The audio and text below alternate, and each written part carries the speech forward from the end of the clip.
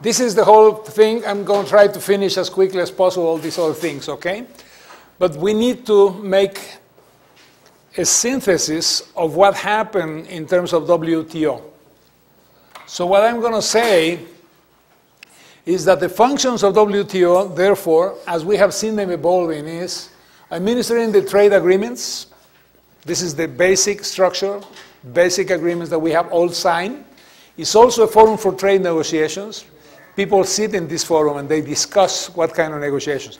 Remember, you will always have, because you have signed the agreements, you'll always do what is called MFN, okay? So you'll always go and do the MFN thing. Then you handle trade disputes. This is a very good idea, and this is the whole basis for the structure of WTO. You monitor national trading policies. There are reviews every 3 years of what each country is doing. And then there is technical assistance and training for developing countries that need to know how to handle what is called trade facilitation, making trade easier, making trade better. And finally, they work with the other international organizations, World Bank, IMF, or the regional development banks, like Asian Development Bank, Latin American Bank, etc. Okay? So this is what we saw already. This is the change in the world. The structure of the WTO is very simple. You have every 2 years what is called a ministerial conference. What it means is that people who come to these meetings have the rank of ministers. This is the people who are in charge of trade in the respective countries. And then you have in Geneva what is called the General Council, where you have ambassadors, people who represent their nations. And you will have, therefore, a series of people right here who are the ambassadors representing the ministers, and they meet regularly in Geneva. This is the General Council. This is what's operating all the time. Then you have from the General Council the Trade Policy Review Body, and you have the Dispute Settlement Body. These are the two major branches where they will be looking at issues of dispute between countries, or they will be looking at how you are doing your policies. Are you really fulfilling the requirements? Are you really doing the things that you say that you will be doing as a country as part of the agreements that you had signed? So these are two bodies that have been composed of people from ambassadors. They participate and they create these bodies. And they get the complaints, they appoint people to do the processing, the evaluation, and finally the judging of those complaints. Same thing here. They're going to be reviewing, and there is going to be experts working with them so they can see the overall issues in these ones. And then, of course, you have the three basic areas. The Services Council, composed of people who comes from the ambassadors, the Intellectual Property Council, and the Goods Council. And then, of course, you can have specialized committees, working groups, and working parties for all these other issues, which we already saw. Okay? Individual agreements, environment, trade and development, investment and competition policy, trade facilitation, and RTS. This concept, do you understand what it means, trade facilitation? No. Okay. You have to ask questions, okay? You cannot just see things and say, ah, yeah. If you don't understand something, you have to ask what it means, okay? The worst thing you can do in life is to remain with something that you don't know, and people then assume that you know, because you will be questioned about it sooner or later. So whenever you see something that you don't know, you ask. That's the whole point. And nothing happens when you ask. The worst thing that could happen is that you'll be an ass later on and you don't know how to answer, okay? So when we're talking about trade facilitation, we're talking about all those little things that will facilitate trade, okay? How do you make things easier to facilitate trade? Well, let's say you don't have any port. If you have no port in your country, how can you then handle exports and imports? So you need to facilitate the way that you do things in your country. So it goes all the way from what will be infrastructure that you require for trade to specific items in your normativity that will help trade. For instance, how do you set up business? How you will be making, the normal changes? What will be the things that you need to do to facilitate trade? That can go from legislation to infrastructure. And those are things that facilitate trade in a country. Because if you don't have those things, then it's going to be very difficult to do trade. That's why it's called trade facilitation. So what they do is they send people to look at you and say, well, you have this normativity, and all these norms are really affecting the way that people can do trade in your country. If you change norms of how you structure business, what kind of permissions are required to do business, things of that sort, then trade will be easier to be done in your country. You facilitate trade.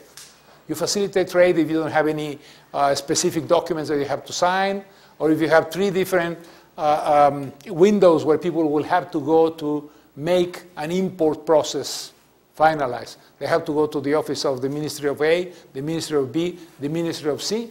If they have to do that, it takes a lot of time.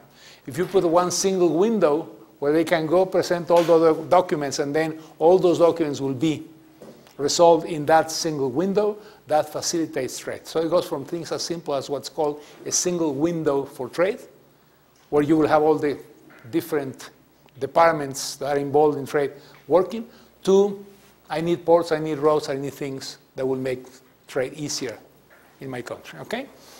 So what WTO will do is they will send people and they will check what are the things that are making trade difficult in your country. Forget about the agreements, forget about tariffs, forget about all these things. It's what other things are there which are affecting trade. From norms, policies. So, well, yeah, you have to go to the Minister of Agriculture to get the sanitation permit to import this thing. And then you have to go to the Minister of this to do that. And then you have to go to the Minister of that to register your documents. If you do that, it can take forever. Yeah? You go to one place, it takes 2, 3 days, 5 days for that thing to be settled. You lost 3 days, 4 days.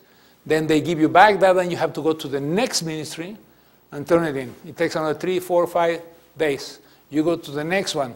By the time that you finish all that process in a paper, could be 3 weeks, 3 months. And so I will come to you and say, look, this is what is making trade so difficult in your country. Either you abolish all those rules and regulations which are not necessary, or why don't you put a single window when a person can go, present everything, and get an answer, and put a time limit to the answer. So there are things which are done very easily. Okay? So you go from reviewing individual agreements to environment, to trade and development, to investment and competition policy, to trade facilitation, and obviously what we have been concentrated on, RTAs. This is the structure of the WTO as it stands today. And so the question for us is, what will be the future? We're going to be discussing this in more detail. But when we take this type of analysis of what it will be the world like in 20 years, in 30 years, in 50 years, which there is several, but this is a very good one that is done systematically by the United States government. Look at what will be the future in 20 years. There is a new one now, 2030. This was still 2020. And what you see is what's going to happen to the world, and it's very clear. We're moving towards Asia. We saw that in earlier classes, and you will continue to see this along your lives, okay?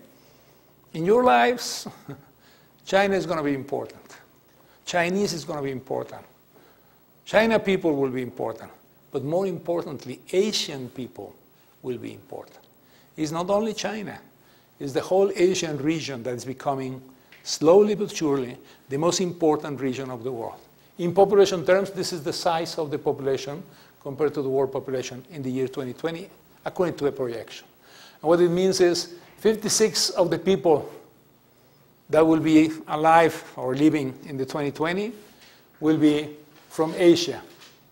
Okay? 19 from China, 17 from India. Yeah, but there is, that makes only 36. So what we're talking about is 20 more will come from the rest of Asia. 16 will be from Africa, 13 will be from the United States, 4 only from the United States, from America, 4 only from the United States, 7 will be from Eastern Europe, 5 will be from the Western European countries, and 3 will be from the Middle East. This is the structure of the world projected 2020. It may not be exactly, but it will be very close to that. And then, in these projections, they tell you when China is going to be reaching the level of income, okay, as a whole to these countries. Well, already it has surpassed the United Kingdom. Pretty soon, it has already surpassed Germany, Japan, Italy, Germany. So what you see now is slowly the importance and the relevance of China and India in the world in terms of GDP production. If you see to that, what you have to start thinking is there is going to be a change in the world, and the trade system has to respond to that change. And that change is going to be Asian, and it's going to be very heavily influenced by China and India in the coming years. And if I look at how the middle class is coming, I see that the middle class, as I showed you several classes back, is going to be more and more in Asia Pacific rather than other places of the world. So no matter how you look at this thing, you have to understand that if I want to have a representative system in terms of trade, I have to incorporate more and more two elements. One is the Asian factor, and second is the emerging countries factor. So whatever we do, and we're going to be looking at that at the end of this course, whatever system we're thinking about has to respond to these realities in the future. Okay. And as we look at the combination, not only of the population, the income of the population, the size of the economies, but also the fact that we are looking more and more at a combination of the firms looking at markets to integrate their production process, then what you see more and more is factors like this one in Mexico. How much of the exports are represented by imports? Well, look at that number and then start thinking things which people don't think in this country, okay? People sit and they come to you and they say, we have a situation where it's very difficult to think about China because China's exports to Mexico are much higher than Mexico's exports to China. This is the mercantilist argument of the 18th, 19th centuries, okay? In the 21st century, what you understand is, it is irrelevant in many ways because what's important is how firms are thinking, companies are thinking, of integration in their production process. So they may set up shop in a place where they have a very easy way of bringing in imports that are required to the production process, final assembly, and then exporting that to the rest of the world. When we saw the value of NAFTA, what we saw was, yes, we import a lot, but we also export a lot. And the result of that is a positive value with the United States and Canada. Okay? Yeah, but we have a negative value with China. Yeah, because many products that we import from China are utilized in the production process of things that we export into the United States, Canada, and Europe. And therefore, what I really want to look at is the overall balance and what it represents for my country, and not the one-on-one relationships with different countries. Because if I keep doing that, I miss one point, and the point is, this is no longer a world where you produce everything in your own country.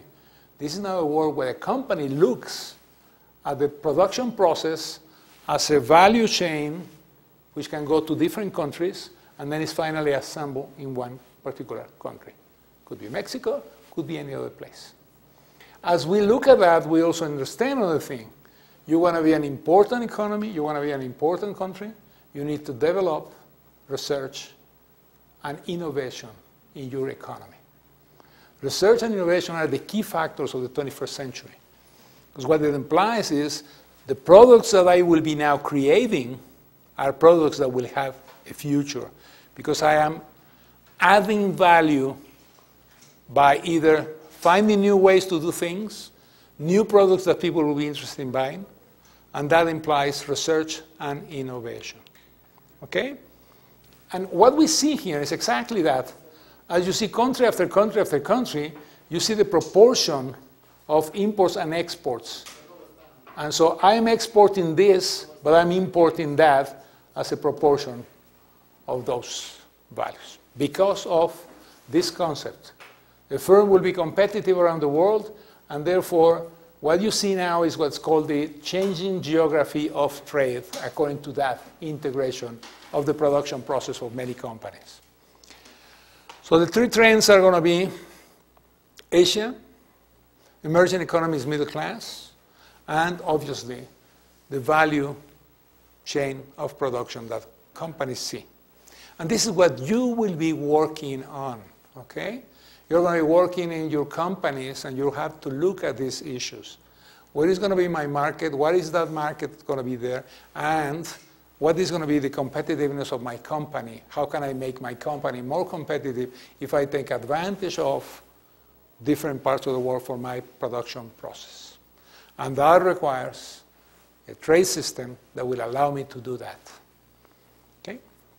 But if I don't understand that the trade system is changing and that the, if you wish, the force, the importance of emerging economies and Asian economies is going to be in crescendo, then I will not have the system that will be required for the 21st century. And I end up in the things that we are doing right now, RTAs, etc. Okay? And you can see that also from this perspective. Export concentration ratios of developing countries, and you can see how each one of these is going to be concentrating their exports. And that implies that this is the ratios of concentration independent of how many countries I am going to be expanding to. Now, so far, what we have seen constantly is the two largest markets in the world are the United States, basically, if you're going to put NAFTA, but it really is the United States, and the European Union. And those have been the two engines of growth in terms of absorbing products from other parts of the world. As we keep changing this, as we move less and less into that concentrated thing, then you see how this changes. Okay? Developed economies have less concentrated ratios of trade than developing economies do. And the reason for that is very simple. These countries are exporting raw materials. They're exporting primary goods. And therefore, they're exporting more and more just one single set of goods. And that's why they have such a huge concentration. Because what they do is they only export a few things. So their trade is concentrated in a few things. As you become a more developed economy, as you have more things to offer to the world, your concentration reduces. This is also good, okay? Because if I am a country like Venezuela, which only exports oil and has to import the rest of the things, one of the problems that Venezuela is going to have when the price of oil goes down is that Venezuela will have a major crisis because their exports are concentrated heavily in one single product, which is oil. So you need, again, to think about an internal policy on research and development, because innovation and new products is what will allow you to reduce your dependency on one single thing and go into the levels that you have in developed countries. Okay? As you do that, your trade system needs to move in that direction. So what will be the future? And we're going to go back to that. Well, first is the emerging powers, China and India in particular, will have to create their own definition. Because what it means is what that means for them, okay? If you look at the model that they have used to grow, it's a very different model from what you will have in an open economy. Because what the Chinese have done is, they went, if we want to use that word, into the maquila process at the beginning, allowing companies to come and set up shop in China, using the lower cost of labor, and slowly getting more and more product being sold. Where is this product sold? Not in the Chinese market. It is either in the Japanese market or the European market or the American market or many other markets, but not the Chinese market. So the model of development of China and India in many ways is a little bit of a closed economy, which is depending completely into the export process of companies that come and set up shop in their territory because it is low cost that they are looking for. Slowly, as we saw, that is going to create what is called the convergence of the salary level, and that's when China will have to make the switch.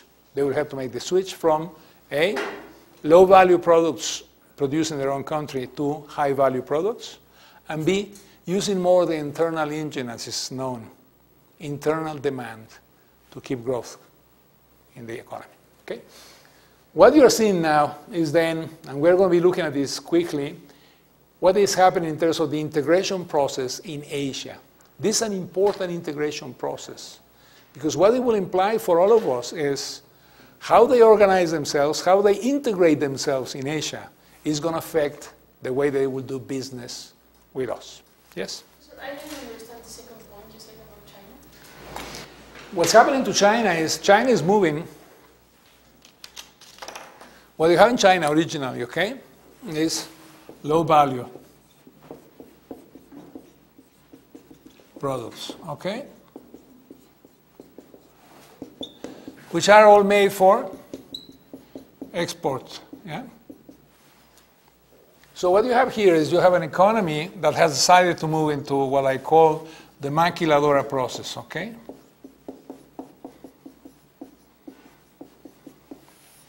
That implies I am a company, I'm looking for a place where I can make things at a lower cost, but I'm not thinking about that market, the market of that country, as my market, okay? So I come to the country, and they give me the conditions so that I can bring inputs from outside, use their labor, reduce my cost of production, and if transportation cost is not an issue, and it has become an issue, but if it's not an issue, what it means by that, if I have low prices of oil, okay, and an efficient transport system, I will then have all the conditions for a company to come to my country, start my business there, or their business there, use my labor force, use my facilities. That's why you saw development at the coast in China. Because what it implied was, I am sitting there, I am producing there, and then I'm re-exporting my good to a different economy. That economy could be Japan, or could be the United States, or could be Europe. But it's not China. I'm not selling goods in China. I'm selling goods outside China. I only use their territory to produce. That's why I call it the maquiladora, because that's what it is. Okay? As I do that at the beginning, it's great, because I'm employing labor. I can bring more and more goods. As long as this remains low in price, as long as, therefore, my transportation system allows me to ship things from China to the United States, from China to Europe, from China to Japan, I'm doing great business. If they don't have the transportation system, if their ports are not efficient, but the Chinese pay a lot of attention, their ports will be efficient. And as long as oil is low, transportation is low. If oil prices go up, transportation costs go up, and therefore my competitiveness as a company of having my factory in China is losing value, okay? Because now the transport cost is a larger portion of my total cost. That will imply that a country like Mexico in a market like the United States, at some point, which is what's happening right now, will be better as a definition of where to put my company, my factory to produce. Because transportation costs between Mexico and the United States, if I put it at the border, is zero, okay? It's not zero, but I mean, it's close to zero. And so transportation costs then will define, do I put my factory in China? Do I put my factory in the United States? To export it to where? To export to the United States market, okay? China then has to understand something, which is what they are doing right now. This was the first stage of their development. In the second stage, they are not going to like this anymore. What they want is they want to go into the high value products. As I go into high value products, two things are going to happen, okay? One of them is labor costs are going high, because now I have to pay better. I have to train people. There are not as many people trained to do this kind of job as there are to do this kind of job. And so they will charge me a higher price for their labor. So labor costs go high. If I have some problem with the oil and all that, which we have had high price of oil so far, then transportation costs are higher. And that means that Low-value products are now suffering because of the labor cost increase and the transportation cost increase. So I need to go into high-value products. So I start thinking cars, I start thinking TVs, I start thinking my own products, okay? That's why they bought IBM, yeah? They didn't buy IBM, the company. What they bought is the products of IBM computers. And they have their own company now. And it's the largest producer of mainframes in the world, okay? What they did is they started moving with a very clear policy towards high-value products. Innovation, research and development. Of course, this has a problem for all of us. If I'm not careful, and if this country's government is not, what would be the right word? Is not too concerned about legal issues, okay? I'm going to have something called piracy happening. If you want a more sophisticated term, it's called reverse engineering. Okay? What I'm going to do is reverse engineering.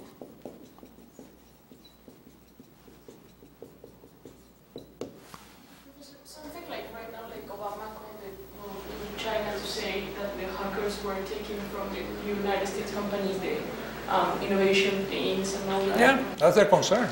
Because what's happening now is China has gone fully into a research and development policy. Either they buy companies or they use reverse engineering. They go and they look at a car and you start the reverse process. You don't assemble a car, you disassemble a car. You go back to the original point. And then you learn from that. And what you don't learn, you steal. Yeah? So what it is piracy, because I look at the patents and everything else, and I simply don't respect the law. And I go back to how this car was built, and I try to see how it was built so I can build one by myself. As they do that, China is becoming a very important country. And that's why the point that's made here is very important, okay? So you want a stable and open order, but they espouse different means. Meaning by that, you know, I am in WTO, but I'm willing to do certain things that other countries are not. Because I need to go from low-value products to high-value products. I don't want to be as the other countries were, where they concentrate in one single thing, oil, copper, raw materials. I want to go to what creates value. iPads, cars, planes, all the new things. Those are value-added things which I want to produce. As I move into that direction, two things are going to happen in my economy. I am diversifying my production, goods, but also my internal market is becoming more important because I have more people employed, and they now are beginning to demand things. So my second stage goes into high value-added, research, development, innovation, and also using my internal market more as the engine of growth in my economy. As I do that, I become a very attractive market for other countries. Because then what starts happening is all of a sudden, we have a middle class in China. Just imagine, I mean, this is a 1.3 billion people country. If only 30% of that country is middle class, okay, how many people I'm talking about? 100 million. No, 1/3 of 1.3. Roughly the size of the United States or the European Union. If they're all middle class, meaning by that they have incomes of about $10,000, it becomes a very interesting market. Now China is going to have a trouble, and this is not a class about what's going to happen in international relations, but you know, one thing that China will be facing in the next years is the difficulty of having a large middle class, which will start thinking like a middle class, and therefore consuming goods of the middle class, and a large population which still remains as poor people. So when you look at China, you have to understand those things.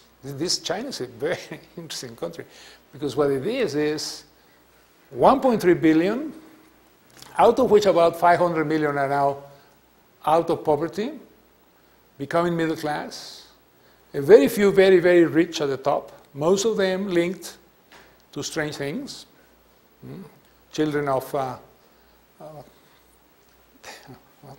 don't want this to be televised.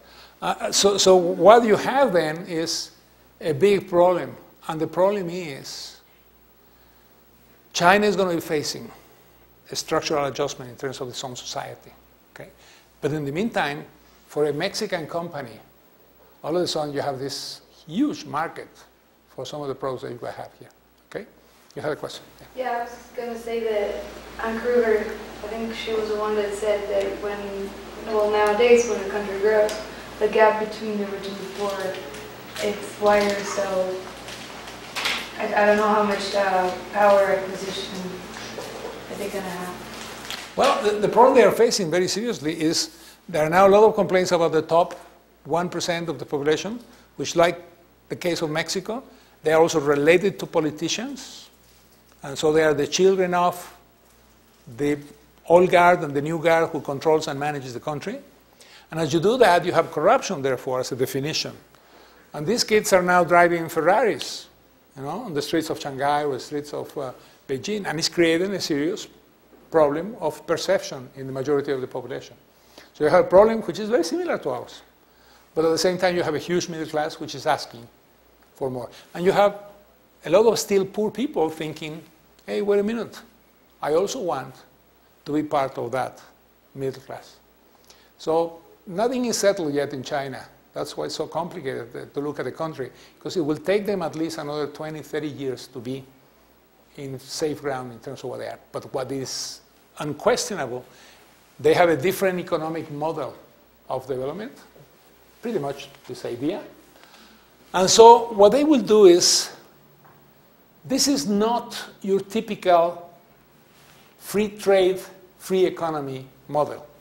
And so they are at odds with the traditional laissez-faire recipe, which we use. And so WTO, as it's conceived with the laissez-faire concept, with the legal concept, meaning everybody respects the law. And you see these economies in Asia and these people in Asia coming and saying, yes, within limits. The state has a role to play much stronger than the one you think it should. And, some peccadillos are allowed from time to time. Because the peccadillos are justified on the basis of, I need that information, which you don't want to give me, so I can make my switch. And it is fair for me then to do little things here and there.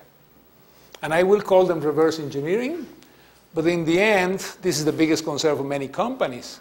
Because if I put my company in your territory, and you learn how I do the process, and you copy the process and you do not respect the property rights that I had, intellectual property rights, then I'm in trouble.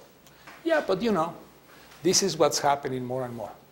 The more that we look at this, the more you will see Asian visions against Western visions, if you wish, in the world. This has nothing to do with philosophy in a sense, even though it has some philosophical background.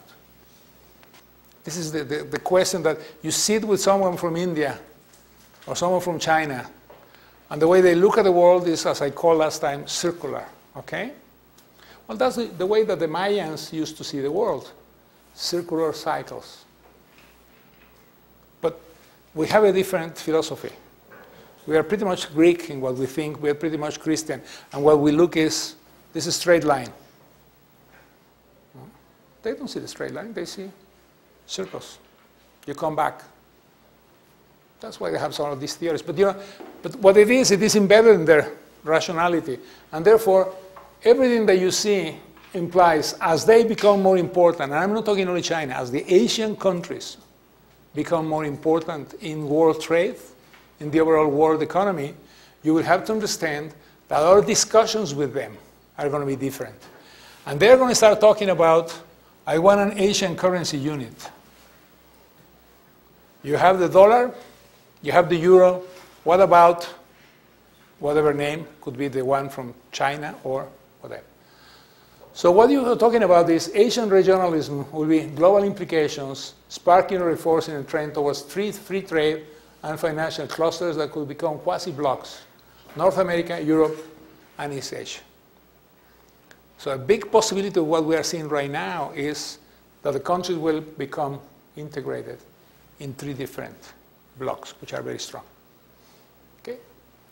All of this means when we talk about, and we will come back to that, what should be the world trade system like, we will have to think and remember that Asia is going to be important. So let's go now to the one block that has already happened. This is the European dream, okay? The building of a union. This is a concept from 1951 to 12. This is when they were building the main buildings of what is now the European Commission. 1964, the car of the time, and the building, which is now the building of the European Union. Okay? So what happens in Europe? Well, this I showed you before. And basically what it says to you is, we all started doing these things in 1951, when a few countries, Belgium, Germany, which was not then Germany as it is today, just the Federal Republic of Germany, France, Italy, Luxembourg, and the Netherlands signed what is called the Treaty of Paris, which established the European Coal and Steel Community. Okay? You have to imagine 1951. Have you seen movies? I don't know if you like some of the Italian movies of the time. Okay? They're very good because what it shows you is how Europe was in the 50s and early 60s. And it was countries that were just coming back from the war, from all the destruction, they were part of the reconstruction, and they finally figured out we need to really make something that will avoid the crisis and the problems that we had in the past. And the easiest one was to create this coal and steel community so that we can share these things. Many of the fights between Germany and France were because of this area of coal, which is right there on the border between the 2 countries. Okay? So you have to think that they look at that as a possibility of, if we can reach an agreement and have no problems with this, the possibility of war in Europe will be diminishing slowly over time. So there is a political motivation and an economic motivation, okay? From the beginning. By 1953, they start thinking about the common market, and they have a common market for coal, iron, and scrap iron, and then for steel. On 1957, the 6 original contracting parties, okay, agreed to go into the European Atomic Commission, and the Treaty of Rome will happen in January 1958. In January 1962, these countries, which are now the European Economic Community, adopt regulation providing for a common market in agriculture, financial regulation, and governing competition inside. By 1968, they have completed a customs union. 1951, 68, 17 years, okay? And they finally came to the customs union, and they apply a common external tariffs on imports and common labor market established through guarantees of free movement of labor. December 1969, the European Community agreed to work towards greater integration of a single economic common market, okay? European common market. Now this is a different concept. I'm moving from a common union in terms of an external tariff, customs union, into a common market, okay? And slowly they keep moving and moving and moving, and then they start increasing the size of this community. Increasing the size of the community is important for political strategic reasons, okay? You have to remember what happens during all this time. You don't have Russia, you have the Soviet Union. And you have all the Eastern European countries which are part of the Soviet Union area of influence or control, whatever name you want to use. So what you are facing is countries on this side beginning an integration process, trying to defend themselves because there is this Cold War happening. And on the other side, you have Eastern European countries, and then, of course, the Soviet Union. And you're in the midst of a fight between the United States, Soviet Union. And therefore, you need not only to grow, to create better conditions of life, but in addition, to have a buffer so that the possibility of another war doesn't happen. Of course, you can read novels if you like John le Carré. You know, if you want to read good novels of what happens in these times, read the original novels of John le Carré, okay? Where he talks about the spy who came from the cold and all these things. The original James Bond type of movies. And what you see there is the reality of a continent, which after the Second World War was very scared of a nuclear war and the possibility of more invasions from the Soviet Union into the rest of the countries. The United States defending them, the Marshall Plan helping, doing all these things, but they thought that the best solution was integration of their economies. So they keep moving in that integration process, step by step. They go to the currency snake. They are integrating economic policies, okay? Labor, trade, single market, common external tariff, snake system of currencies, whereby I'm not going to be using the currency as the way to become competitive, because I agree with you that even though I have my own currency, I will keep it within a band compared to yours. And of course, the most important one at the time was the Deutschmark, and the Deutschmark then is the reference point, and you will have a band, and that's what's called the snake, because what you will see will be that band moving. So my currency cannot go 20% higher, 20% lower than your currency, whatever agreement we reach. And then I start making the snake, and all the currency will have to be in that band. All the currency of what countries? The countries that are part of the European common market. This is an integration process, very classic, okay?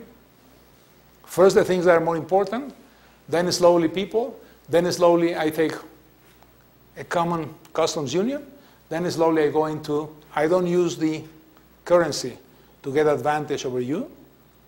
So we have these bands, and then I keep moving and moving and moving towards an eventual monetary union as I move. What you see then is integration at work, slowly moving in all these things. Finally, in 1992, the Maastricht Treaty, okay, it is very important because what it defines is what are the conditions upon which your fiscal policy will have to be. And this implies you cannot have a debt in proportion of GDP, which is higher than 60% of GDP.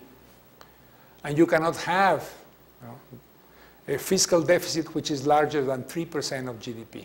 This is fiscal policy at work. And everybody signs the treaty and says, yes, this is great. If you do that, what you are thinking, if you are an economist, is I am now having control on the fiscal element that will be very damaging because I put limits and I will put controls on how can I check on that. But if I can do that, then I can move into the monetary union. Okay? Big mistake, but anyway.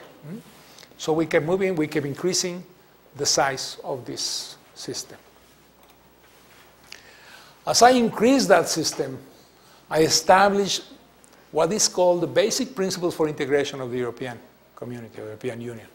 The first one, which is the Article 6 of the treaty, says that the Union is founded on the principles of liberty, democracy, respect for human rights and fundamental freedoms, and the rule of law, principles which are common to the member states. Listen to that, okay? This has nothing to do with economics, and it has a lot to do with economics.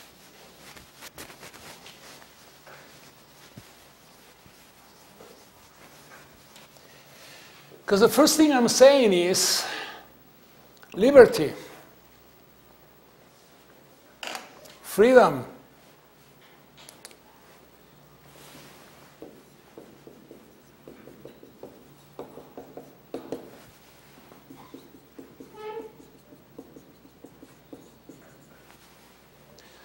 okay?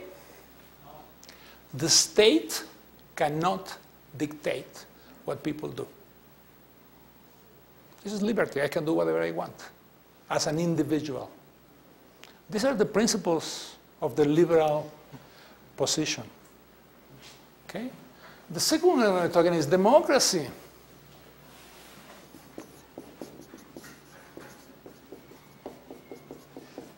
This implies no dictatorships, yeah?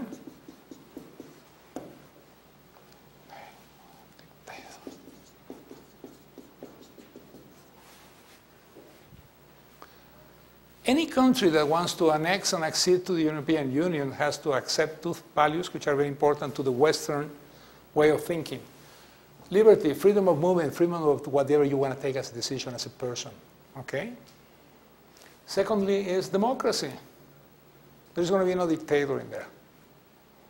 So if you accept you want to come to my union, and as it happens, your name is Mr. X, and you have a system which keeps you in power all the time, then I'm going to be able to supervise that your election process is free, democratically based.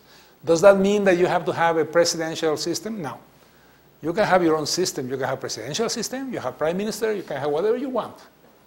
That's not something that I will get involved with. But the principle is, will have to be a democratic system, freedom of election. These are Western values, okay? These are very important to us. Respect for human rights. Gee. You mean Atenco cannot happen? Yeah, it can happen, but it will not go unpunished. Things happen in every place, but they will not go unpunished. Okay? Because you will have then to make amends for that. You will have to look at the people who was responsible, and they should go to jail. And compensation should be paid to the families. Because I know that things may happen, but you should create a system that will protect human rights. Freedom of press, a lot of things that will be important. And then, of course, what it means is all of this has to be based on the rule of law. A judiciary system that works. If this is not loss of sovereignty, I don't know what it is, okay? What it implies is for you to get into my club, you have to fulfill these conditions. And I'm not asking you, I'm telling you these are the conditions you have to fulfill. Because what they say is, these are common to the member states. What member states? Well, the first ones, the original ones, and whoever wants to get into the game. Okay? Then the Treaty of Amsterdam, this was the major step forward in reinforcing European cooperation in justice and home affairs. So when they signed the Treaty of Amsterdam, what they are saying is, we are now creating equal conditions of how do you handle justice and how do you handle your internal affairs. And therefore, I'm going to create something called the Court of Justice to enforce respect for fundamental rights by all the community institutions. I am giving sovereignty to something which is a supranational body called the Court of Justice of the European Union. And that is going to be the maximum tribunal in terms of how justice has to be handled in every country which is part of this. Look at what we're talking about here, okay? We're talking about the most difficult concepts that you can imagine. And slowly, you have principles which will be common to everybody, and structures that will create the conditions for those principles to be respected by everybody. And that means that countries are giving part of their sovereignty to something which is a supranational body. The European community, which is, we're going to see all this, but slowly you see what happens. And they have the Charter of Fundamental Rights of the European Union, which is drafted in this convention where heads of state define to do that. And so in the end, you have the Nice European Council in December 2000. Okay?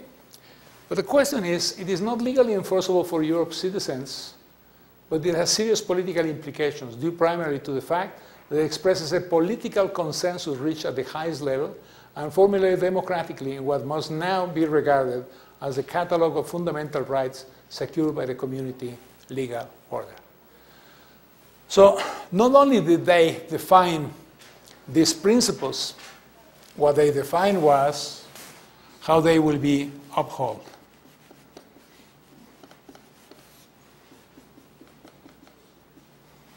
Okay? Which is the bodies that I will constitute, to make it clear. Okay? This is important that you understand, because one of the concepts that we are fighting with now all the time is what it means to lose sovereignty, and when and why am I willing to lose sovereignty. Is anyone forced to be part of the European Union? No. But if you want to be part of the European Union, I'm going to impose on you these concepts of freedom, but I'm also going to impose you, because of the Maastricht Treaty, concepts on your economic policies.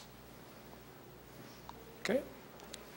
So what would happen if, like, a country, I don't know, like France or maybe Spain, like the people on the democracy process, they don't want to be more part of the European Union? Then you have a process where you will vote a referendum, and if the referendum says, I want to be out, you go out. Because none of this is forced upon the people. That's why you need to make sure that you have a democratic system in place. Because once you enter, the first thing that the people will do is, through the democratic process, they will say whether they really want to stay or not, whether they will be part or not. And then they define that. And whenever you make a change of the constitution of the European Union, you have to go country by country, checking that each and every one of them agrees with that change when it impinges upon your own sovereignty. Okay?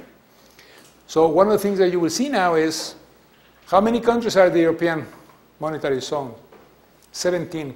Yeah, but of the 27 countries which are now part of the European Union, 25 have agreed, and they have a schedule to be part of the monetary union. Okay? 2 countries have said no. One of them is England, and the other one is Denmark. They both have said, we don't want to get into that. And you will respect that. So if now everything is stalled because of the crisis, okay? But in the process of movement that you will see, you will have seen the euro taking place all over Europe except in 2 countries, which already decided from the beginning to do what they call the opt-out clause. I will not be part of it. And that's fine. It's not one of the requirements to be part of the European Union. What were the implications of having the same currency? Like how it all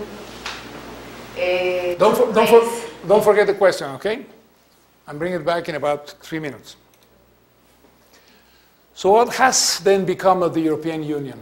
Well, it has become a single market through a standardized system of laws that apply in all member states. It has become a region where they have a common immigration policy within what's called the Schengen Area, 22 European of the countries and 4 non-European states, where passports controls have been abolished. So you and I have an agreement. Mexico doesn't need a visa with the European Union. Because of the Schengen agreement, you can go to 22 European countries and 4 non-European, you know, the EFTA countries, and you can then go to those countries, enter through one, and you will never be asked to show your passport again. You can move freely within those countries. Oh, but you go to England, they are not part of the Schengen agreement, and therefore, there are 5 countries where you will not be able to do that, where you will have to get either a visa or your passport will be reviewed as it is whenever you go to England. But I'm flying from Paris to London. Tough luck. You have to show your passport, okay? And if England had a visa policy for Mexico, then you will have to show your visa at that point. Do I have to show that in France? No. When I'm coming back from London to France, I will have to go through customs again. I will have to go through immigration again. Because since we are not part of the Schengen area, we meaning England and the rest, then different rules of immigration applies. But this is funny because you have England as part of the single market concept. Yes, as long as you're a British citizen, you have no problem. So it's funny, happens, but you can mobilize yourself. But I'm an English citizen, I am going to Paris. I have to show my passport? Yes, you have to show your passport. Okay? When you come from London to Paris, when you come from London to Madrid, when you come from London to Brussels, yes, you have to show your passport, that's all. And you have this entry point that says, you citizens and the rest. And you have to go through there. Okay? But I am a British citizen. I want to set myself into living in Paris. You can do it, no problem. But I'm a Mexican citizen. There's a different rule for you, okay? Because you are not part of the European Union. All these concepts are difficult to grasp, but what we have is a common immigration policy, a single market, common policies to ensure the free movement of people, goods, services, and capital, which enact legislation in justice and home affairs, okay? Common policies on trade, agriculture, fisheries, and regional development, okay? This is very important for us because what it implies is whenever I'm going to be negotiating a regional trade agreement with the European Union, I'm not reaching an agreement with Spain. I'm not reaching an agreement with Portugal. I'm not reaching an agreement with Denmark. I'm reaching an agreement with the European Union. And I will have to negotiate then, not with single countries, but with the country or the commissioner who represents trade in the European Union. And I will have to do the same in agriculture because they have a common agricultural policy. And I will do the same because they also have a fisheries policy. And I will have to do the same when I'm talking about how do you develop the region or regional development inside. These are common policies which imply that they cannot negotiate individually. Okay? So they negotiate as a whole. But when we are talking about other things, in other things, yes, you can negotiate with France, you can negotiate with any of the countries, the 27 countries, on an individual basis. But when I want to negotiate immigration policy, if you are talking about the Schengen area, then you have to negotiate with 22, okay? Because they basically are one single definition. Is that clear? There are internal policies which are common for citizens of the European countries, which are in the European Union. There are common policies that are the European Union with another country outside the European Union. And there are individual policies between a country which is part of the European Union and any other country which is not part of the European Union. Okay?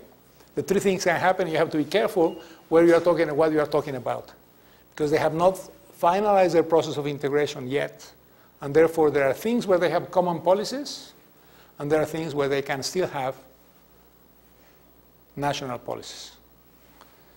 Monetary Union, the Eurozone, was established in 1999 and is composed of 17 states. And finally, through the common foreign and security policy, the European Union has developed a role in external relations and defense. They do agree in things, and they do disagree in things in external.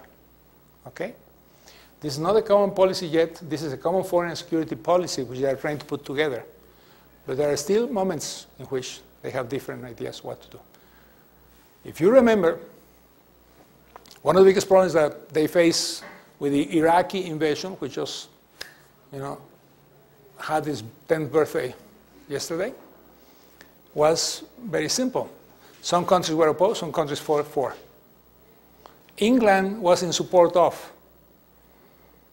Spain was in support of.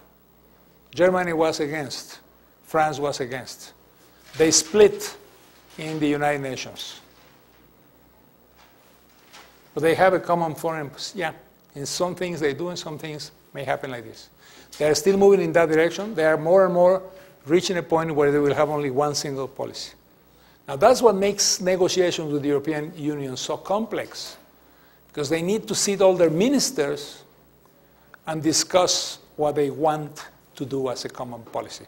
And unless they're in agreement, you won't be able to reach an agreement with them. Yes?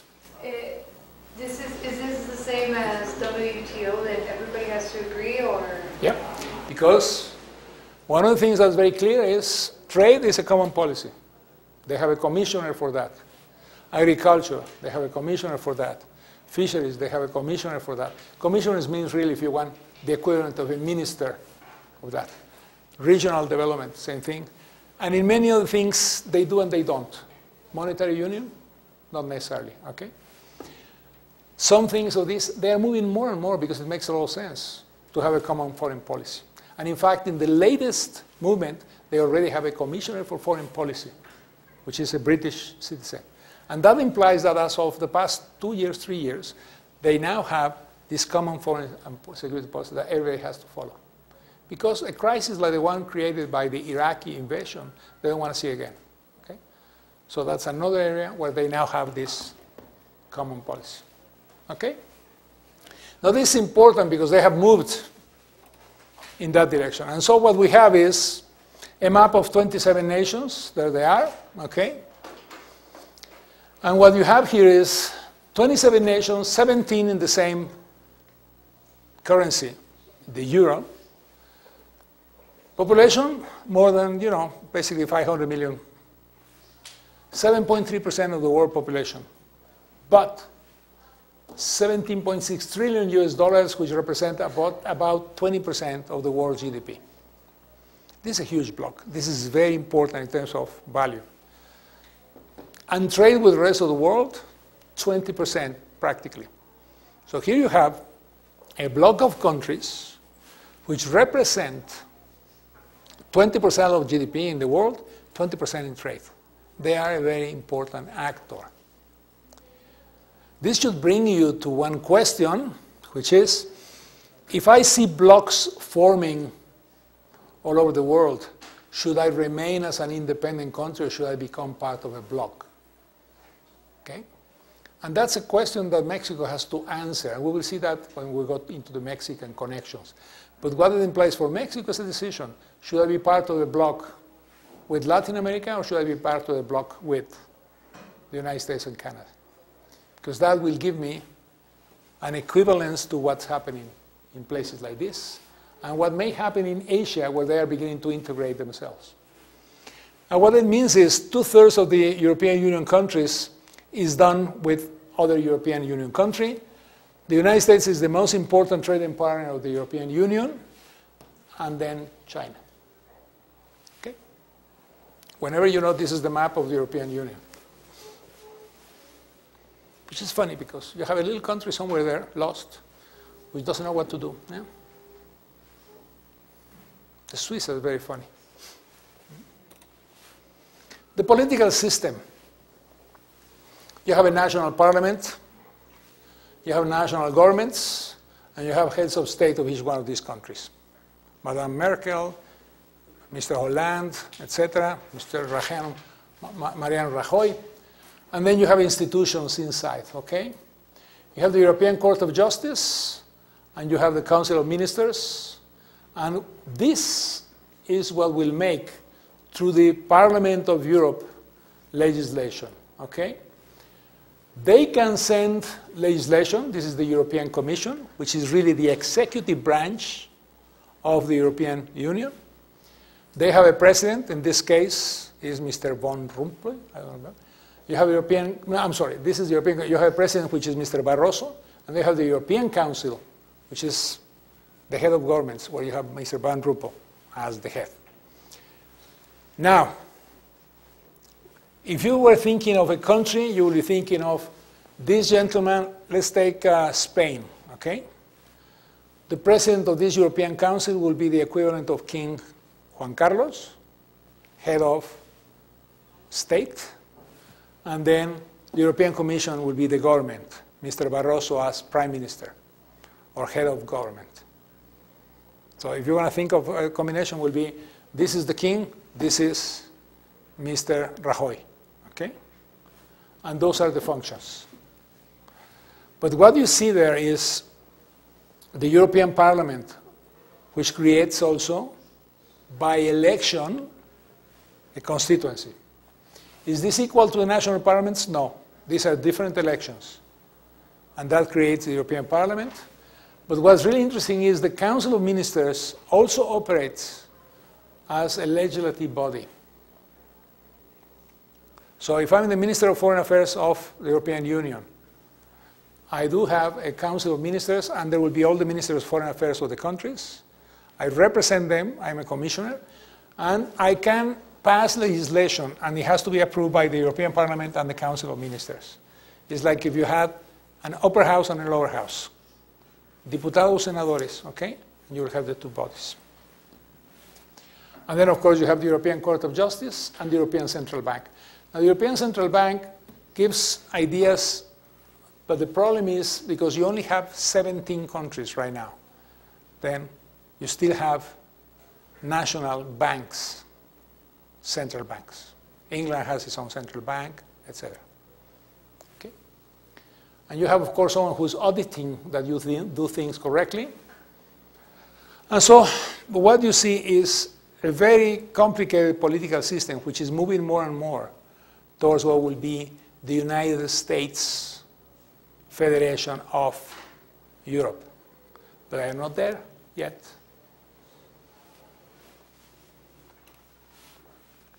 These are the institutions then.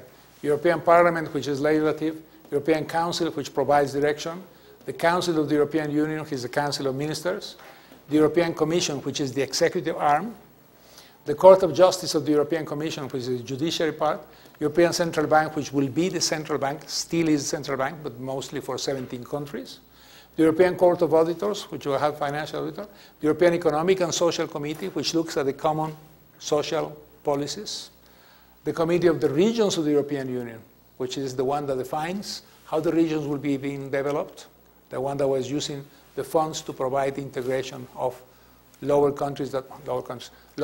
countries that integrate, and then they got investments from the other part of the European Union, the European Investment Bank, which is a development bank, and the European Ombudsman, which is the one that you can complain to if you want to bring your complaint to the Union. All of these institutions are the ones that are now working, and you have to think of them on top of your own institution as a country. So one of the funny things when you're talking to Europeans is sometimes some people will say to you, yes, we would like to push you, but we have to go to this. For instance, we were discussing things with them in terms of the negotiation of the European, the Europe-Mexico Treaty, and the Spaniards will impose restrictions on certain type of fish that you can trade with them because they were concerned about that kind of fish. Or the Italians and the Spaniards were concerned about oil. What oil? Olive oil. Because if you bring olive oil, you can be more competitive, and they have a tremendous industry of olives in those countries. So when you negotiate, some countries can come and say, hey, I don't like olives to be part of that treaty because that will hit me directly. And so that negotiation, you have to do it with the Commissioner of Trade, but at the same time, you know that you have to talk to the Commissioner of Agricultural Policy, which is a good friend of mine, and then you have and go and talk to the countries, because if they don't agree, in the Council of Ministers, you will not get what you want. So negotiations are very complicated, but they are complicated with every country. But these are the institutions which they already have. And then the single market is what you call a border-free Europe. What you have is a single market, internal market, if you want to look at it. Think of it as the internal market of Europe. Okay? And it's one of the greatest achievements that they have, because what happens is no national borders, no national barriers for what? For people, for goods, for services, and for money. Okay? They move around as freely as they do within a single country. This is great. Mexico, if you want to see it as that, will be a federation of 32 states, 32 countries, except that we already have integrated ourselves completely. Nevertheless, when we want to make a constitutional change, you have to go through a process. It has to be approved by 2/3 of your parliament, Mexico's parliament, and it has to go and be approved by the majority of the parliaments of the states. Yeah? When you do a constitutional change, the change that we just passed and approved on education, because it was a constitutional change, it had to be approved by 2/3 of Congress, 2/3 of the Chamber of Deputies, 2/3 of the Chamber of Senate. Once it was approved by those, it went to all the different states, and not until 1/2+1 of the states approved it was the law then effective. Then the president can then promulgate the law. Exactly same system, okay? But the point here is now people can move, goods can move, services can move, and money can move without any problem. What happened then was the technical, legal, and bureaucratic barriers, trade facilitation, were eliminated, okay? Trade facilitation. This is trade facilitation. Don't put me technical barriers. Don't tell me that it has to have this percentage or so and so. We have one common idea of what should be the environmental legislation. Legal changes, technical changes, bureaucratic changes. This is what's called free trade, trade facilitation to the point where you can move. You abolish all this, and by 1993 they had abolished all the different legislations. Okay? The European Commission says that these reforms generate 2.75 million extra jobs and an increase in growth of 1.85% between 1992 and 2009. So what the European Commission is saying is, because you establish free trade, free flow of people, resources within the area, the European Union was able to generate almost 3 million more jobs than it would have had if you have kept the barriers, and a rate of growth 1.85% higher than would have been otherwise. That implies free trade works. That's what they are saying. Okay? But you still have a lot of problems. You still have national tax systems. And this was the major problem for the crisis. You have the service sector, which has opened more slowly than the markets for goods, despite the new law in 2006 that enabled companies to offer a range of cross-border services from their home base. Okay? And you have a separate national markets in financial services, transportation. And therefore, you need to go and finish those discussions. We're going to come back to your question now. Look at the growth of the single market, okay? As you see things, the intra-European trade, this is where it was in 1992. When they finalized all the changes in 93, trade went up and up and up, and that's where you have it right now, okay? Which implies trade works. Free trade helps make your economies stronger. You have that movement. Oh, you cannot read this, but anyway. So what it says here is, because what you have is trade, and you broke all barriers inside, then you have a tremendous growth, both in terms of investment, because many people came to invest into Europe because they have now a huge market. It's not the same thing that you make an investment in a country that has 3 million people, and some of the European countries do have 3 million people. Then you come to a country, let's think about Estonia, Lithuania, whatever this country, okay, Latvia. And what you have now is that country can get a person investing there because they can now export without any problem to a 500 million market. So the size of my economy and my country become in many ways irrelevant because now you can put your factory in my country and you will be providing goods for 500 million people with no barriers to your product. That's a big change, okay? Which is pretty much what happened with NAFTA for us. When NAFTA opened the market of the United States and Canada, then we had a market not of 100 million people, but 300, 400 million people in NAFTA.